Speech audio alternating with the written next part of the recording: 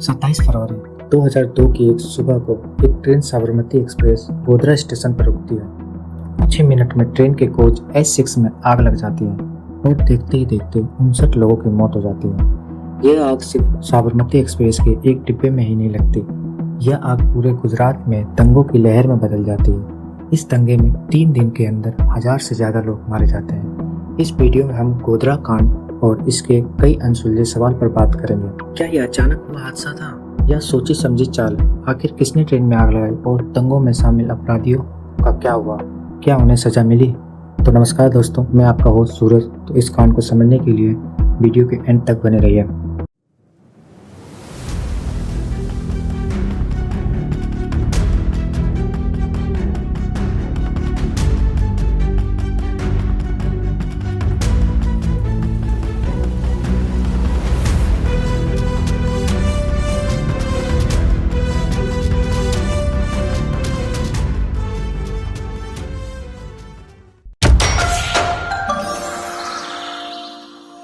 1990 का दशक था। अयोध्या में राम मंदिर आंदोलन भारतीय राजनीति और समाज में एक प्रमुख मुद्दा बना हुआ था। यह आंदोलन हिंदू संगठनों में विशेष रूप से विश्व हिंदू परिषद BHP, राष्ट्रीय स्वयंसेवक संघ RSS और भारतीय जनता पार्टी BJP द्वारा चलाया जा रहा था। इन संगठनों का दावा था कि अयोध्या में विवादित स्थल वही स्थान है जहां भगवान राम का जन्म हुआ था और यहाँ पर भव्य राम मंदिर का निर्माण होना चाहिए। राम मंदिर के निर्माण के लिए लगातार आंदोलन चल रहे थे। लेकिन सवाल यह है कि 10 साल बाद 2002 में ऐसा क्या हुआ कि कार सेवक फिर से अयोध्या जाने लगे? दरअसल विश्व हिंदू परिषद BHP ने फरवरी 2002 में राम मंदिर के निर्माण के लिए बड़ा अभियान चलाया था। उन्होंने देश भर से हिंदुओं को बुलाया और कहा, चलो रामलला को उनका मंदिर वापस दिलाते हैं। इसके लिए हजारों कार सेवक साबरमती एक्सप्रेस से अयोध्या पहुंचते हैं। दिल को दहला देने वाली घटना यहाँ से शुरू होती है, ध्यान से सुनिएगा। 27 फरवरी 2002 को साबरमती एक्सप्रेस ट्रेन जो गुजरात के अहमदाबाद से चली थी, अब वो अयोध्या से लौट रही थी। इस ट्रेन में अधिकतर हिंदू श्रद्धालु सवार थे।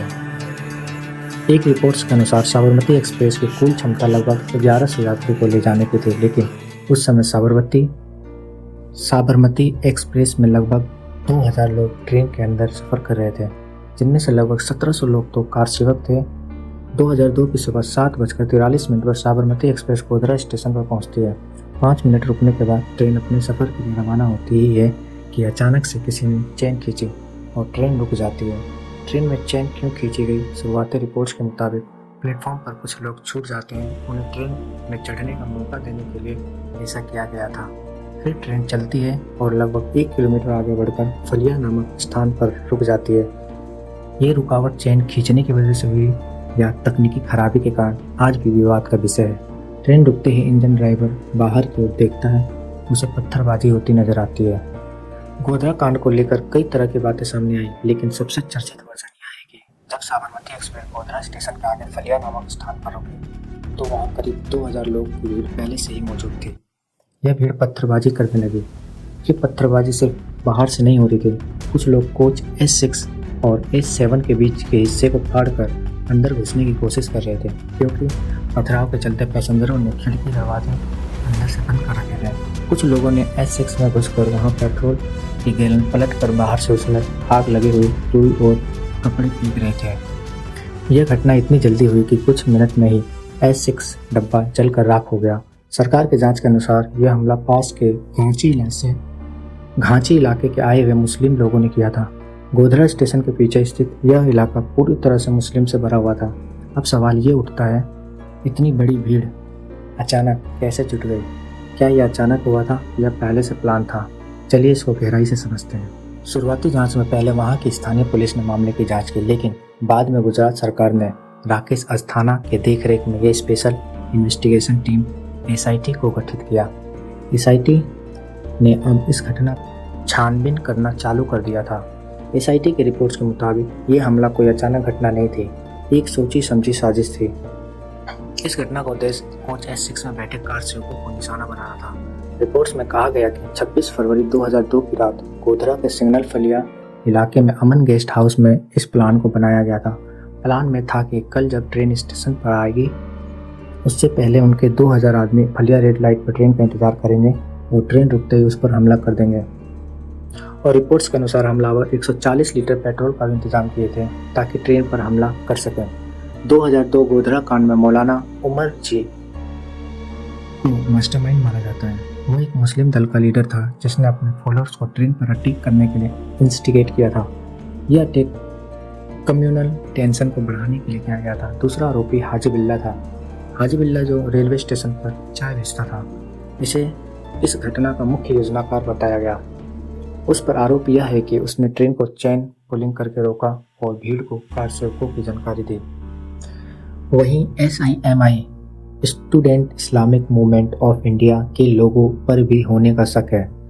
SIMI एक इस्लामी संगठन हुआ करता था। इसका मकसद भारत में इस्लामी मूल्यों का प्रचार करना था, लेकिन समय के साथ इस पर कट्टरपंथी गतिविधियां और नक्सलवादी संगठनों से संबंध रखने के गंभीर आरोप भी लगे थे।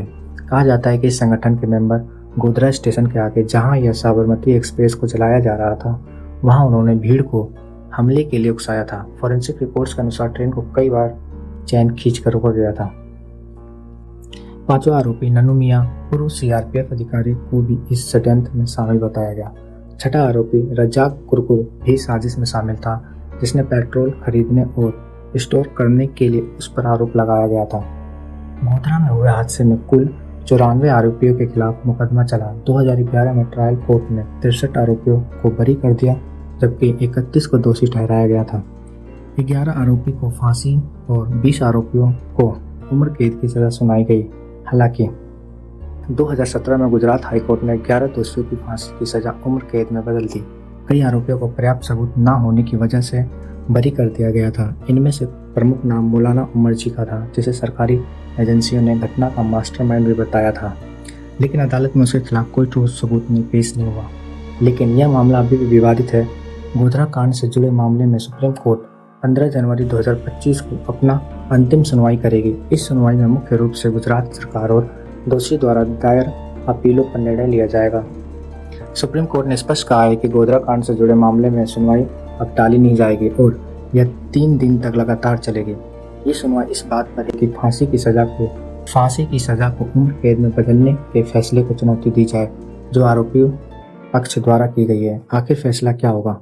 इस मामले को लेकर पिछले 2 दशकों से विवाद और अपील चल रहे हैं, इसलिए ये सुनवाई अहम है, क्योंकि इसका परिणाम लंबी कानूनी प्रक्रिया को खत्म कर सकती है। तो दोस्तों, 27 फरवरी 2002 गोधरा कांड के बाद गुजरात ऐसे दंगों की लपेट में आ गया जो भारत के इतिहास के सबसे बड़ा कम्युनल राइट्स में से एक बन गया। ट्रेन में लगी आग से 59 लोगों की मौत होती है। बस यही एक चिंगारी बन जाता है गुजरात के सबसे बड़े कम्युनल राइट्स की। अहमदाबाद, गोधरा, वडोदरा और पंचमार्ग जैसे शहरों में सबसे ज्यादा हिंसा देखने को मिली। दुकान, घर और रिलीजियस प्लेस को लूट कर जलाया गया और हजारों लोग घर छोड़ने पर मजबूर हो गए।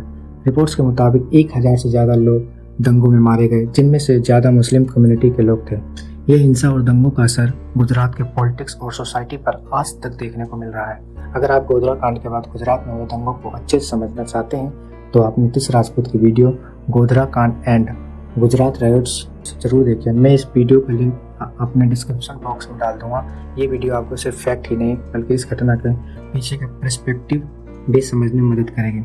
और गोधरा कांड पे अभी एक मूवी भी रिलीज हुई है, जिसका नाम है द साबरमती रिपोर्ट्स। आप इसे अपने नज़दीकी सिनेमाघरों में देख सकते हैं। अगर आपको ये वीडियो पसंद आई हो तो लाइक, शेयर और सब्सक्राइब करना ना भूलें। मिलते हैं अगले एपिसोड में एक और क्राइम केसेस के साथ। तब तक के लिए सेफ रहिए और अपना और अपने परिवार का ध्यान रखिए। और जय हिंद, जय भारत।